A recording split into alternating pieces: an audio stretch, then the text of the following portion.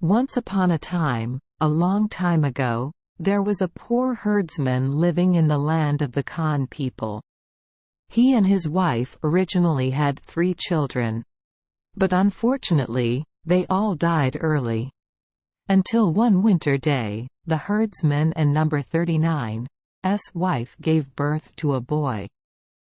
They were very happy but not worried, because they did not know how they would raise the baby when their assets were nothing but a cow and 2 wild goats. However, they could milk the cow for the baby. Drink. The baby grows every day, even every hour. That night it grew as tall as a man. The herdsman and his wife were very happy and surprised. They named the boy Kunan. On the first day, Kunan ate one. The next day he ate the remaining goat. The couple was so worried. They thought, at this rate, one day they won and number 39's know how to survive. The third day Kunan told his mother, "Mom, our family is very poor. We only have 1 cow left. Mom, please let me go find a job. If you stay home for a few more days, you will probably get sick." The mother looked at her tall son, then she held his hand and said with tears, "My son, what can you do?" "Ah yes. I went to Khan and number 39's house and he might have a job for me." Kunan thought for a moment and then agreed with his mother. He prepared to leave. Just a moment after leaving home, he felt hungry. Suddenly he saw a hungry wolf. It rushed in to eat him. But he beat and killed it. Then he skinned, butchered the wolf and lit a fire to grill it and eat it. After eating, he continued to go to Khan and number 39's residence. Khan is inherently a sinister old man. He wanted to test Kunan and 39's strength. He brought a roast beef for Kunan to eat. Kunan not only ate all the meat but also gnawed the bones. After that, Khan kept him as a servant and protected him when needed. Kunan often went out with Khan into the deep forest to hunt animals and always returned with a basket full of hunted animals. One day, with Khan, some servants in Khan and number 39's house went hunting. When they entered deep into the forest, they were suddenly attacked by a spear. Khan was afraid to sweat. Without thinking about anyone, he quickly jumped on his horse and rushed out of the forest. The servants also lost their souls in the clouds, holding their heads tightly with their hands. And Kunan still didn't and 39's move. When the tiger jumped at him, he calmly dodged to the side and quickly grabbed its hind legs, lifted the tiger and number 39's whole body and slammed its chest into a nearby tree. The blow was so strong that it caused leaves to fall. The tiger lay face down with its stomach burst open. Kunan carried the tiger on his back and ran back to Khan and number 39's house. Khan arrived home, still not afraid. He was shaking and could and 39's get off his horse. Luckily, a servant was still following him and helped him get off his horse. At that time, Kunan had just arrived. Seeing the tiger on Kunan and 39's back, Khan no longer had any soul left. He rushed into the house, closed the door and shouted loudly, "Hurry up! Close the door quickly to avoid letting the tiger in." When he learned that the tiger had been killed by Kunan, he regained his senses and crawled out of his hiding place. He suddenly got angry and cursed Kunan with the worst words, then took the tiger skin and went into the house. Old Khan used the tiger skin as a mattress cover. Then he wished to have a cloak made of tiger skin. Thinking so, he forced Kunan to catch the Tiger King in 3 days. Kunan was very sad and worried. He knew where to find the Tiger King. It is said that the River King tiger lives in a cave very far away, up in the mountains in the north, and there are many other tigers guarding it around. Until now, no one dared to go near that area. It was dusk when Kunan returned home. He sadly told his parents everything that had happened. His parents were also confused and didn't and #39 know what to do. If they prevented him from leaving, they knew how Khan would push him to death. And if they let him go, who can be sure that his life will be safe? The herdsman and his wife could only sit and cry. They let Kunan decide for himself. Suddenly an old man entered their shabby thatched hut. He told Kunan, "My boy, Don and number 39. Be discouraged. The Tiger King is very afraid of brave people. I always think about the land that gave birth to me and my relatives, that I will overcome all obstacles. Let and number 39 go. I give you the spotted horse as your companion. Good luck." The old man placed a kiss on Kunan and #39's forehead and then disappeared. Kunan suddenly woke up and walked out into the yard to see a spotted horse waiting for him. The next day, as soon as it was dawn, Kunan said goodbye to his parents. He brought a bow, a bag of arrows and a dagger. He jumped on his horse and left his hometown. The horse first walks slowly, then trots and finally gallops. Every day it runs faster and faster. So fast that Kunan saw the houses on the side of the road keep falling behind. Suddenly the horse slowed down. Kunan saw a wolf chasing a little girl. Quickly, he put an arrow in the bow and shot. The arrow pierced the wolf and number 39's head and it fell to the ground, struggling to die. A woman ran out and saw that Kunan had saved her granddaughter and number 39's life. She invited him to drink a bowl of milk tea. Before leaving, she gave him a sheep bone and said, "Take it, it will help you sometime." He took her gift, jumped on the horse and continued going north. He was trying to cross the river when suddenly the water in the river roared and big waves surged along. A turtle emerged from the water and swam to shore. It cried out in a wailing voice, "Hey boy, you better go back. You will never get across this river." Kunan replied, "Oh, there is no difficulty or obstacle that cannot be overcome." "Oh my! You are truly a courageous boy. Please give me a hand. My left eye is so blurry. I want to change my eyes. Please help me take it out." "Okay, I and number 39'll help you."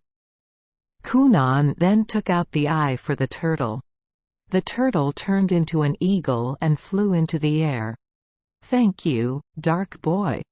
Take my eye, it will be useful for you." After saying that, the eagle flew away. Kunan looked at the sparkling turtle eye in his palm like a rare gem. After looking at the pearl, Kunan and #39's eyes were unusually quick. He could see a house from far away. Kunan let his horse cross the river and it was strange. Not a single bit of water touched that magical gem. The pearl parted the water to create a path that took Kunan and his horse to the other side easily. Then the water mixed together again as if nothing had happened. Kunan went to the house he saw from afar. In the house the shepherd was sitting crying, looking miserable. He got off his horse, approached his uncle and asked, "Uncle, why are you so sad?" "I told you, you can help me." The shepherd wiped his tears and said, "Young man, if I told you, you wouldn't and #39 be able to help me. Yesterday my daughter was taken away by the Tiger King. Now I Don and number 39 know if it and number 39 alive or dead." The shepherd choked in pain. Cunan comforted him, "Uncle, please calm down, the child near you probably won and number 39 die. I will find the lake lord and save your daughter. Hearing you say that you are a sheep calmed me down a bit." Uncle invited Cunan into his house to drink tea. After drinking the tea, Cunan thanked the shepherd and left. Before dark, Cunan arrived at the Tiger King and number 39's residence. From afar he saw a protruding cave in the middle of the mountain. On the path to the cave, there are more than a dozen tigers standing guard. Cunan approached the cave entrance. He took a sheep bone and threw it at the tigers. While they were fighting over the bone, he sneaked into the cave and saw the shepherd and number 39's daughter. The girl said that she hadn't and #39 returned since early in the morning, so maybe she was about to return.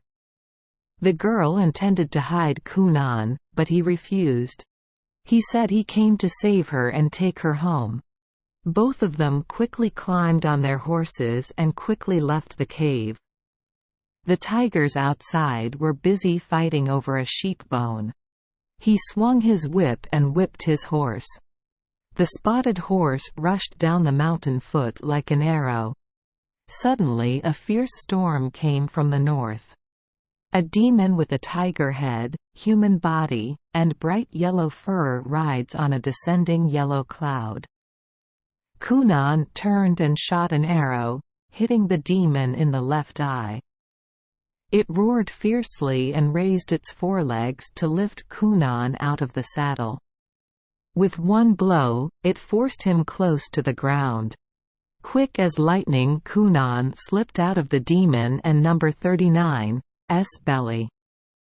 With all his strength, he pinned the demon and number 39's neck to the ground, and without wasting any time, he pulled out his dagger and stabbed it deep into its brain. The demon writhed for a moment and then slowly died. The boy turned the demon over, tied a rope to one of its legs and dragged it behind the horse. Then he and the girl returned home.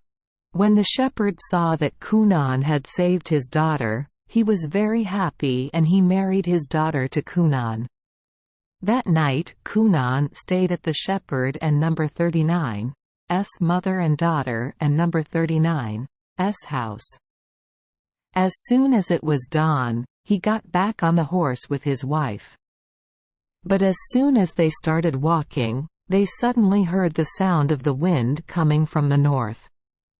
Cunan turned around and saw him chasing angrily. He quickly urged his wife to run into the house. And he immediately shot an arrow and killed him. Then he pulled out his dagger and approached them. The fight was very fierce. In a blink of an eye, he defeated 7 tigers. Cunan felt exhausted. The shepherd had to call 10 young men to reinforce him. He thanked them and gave them the tigers he killed. Then he got on his horse and returned home with his wife. When Khan saw Cunan kill the Tiger King and bring back a beautiful girl, he was both happy and jealous.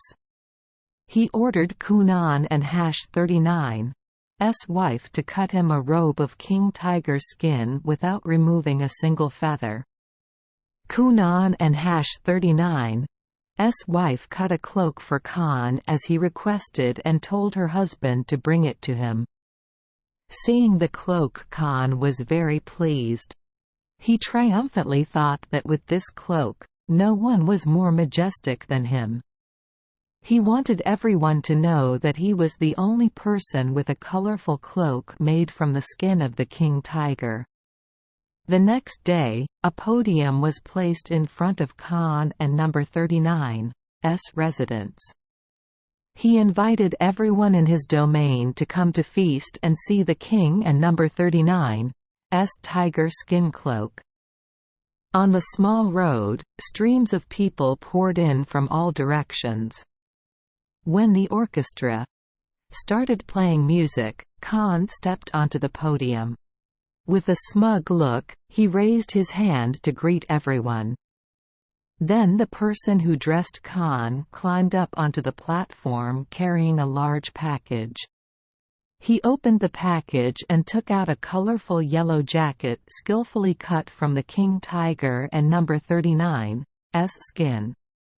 He held it up high for everyone to see, then helped Khan put on his shirt. As soon as Khan finished wearing it, he immediately transformed into a tiger with colorful and very ferocious fur. The tiger roared ferociously, jumped off the platform, and rushed into the crowd, injuring many people. The people jumped on their horses in panic and ran away. Just then Kunan arrived and saw the terrifying scene of the tiger chasing people.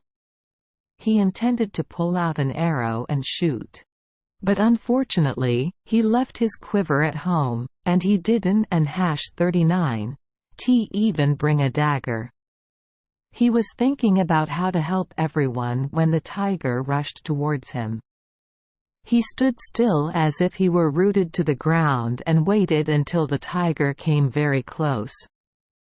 He quickly slipped through its legs and grabbed its tail tightly. He used all his strength to lift it up and hit it hard on the ground. Just like that, he hit it for the 10th time. The tiger lay motionless, its body bruised, blood seeping through its ears, nose and eyes. It died immediately. They buried the tiger, because after all, it had previously been their Khan. Kunan still rode his spotted horse every day to hunt, and he often shared the hunted animals with his neighbors. He also used the turtle and number 39's eyes to heal the poor. Old people and number 39's eyes are bright again. Blind people see like normal eyes. Everyone loves and appreciates him. They sang happily again and their life became warm and full of happiness. Tui Kai translates PTS. La Duy Lan Bookworm. Thank you for joining us for today's fairy tale. We hope these stories bring joy and meaning to your day. If you love our channel, please hit the subscribe button so you won't miss any exciting tales. Wishing you a good night and sweet dreams. See you in the next story.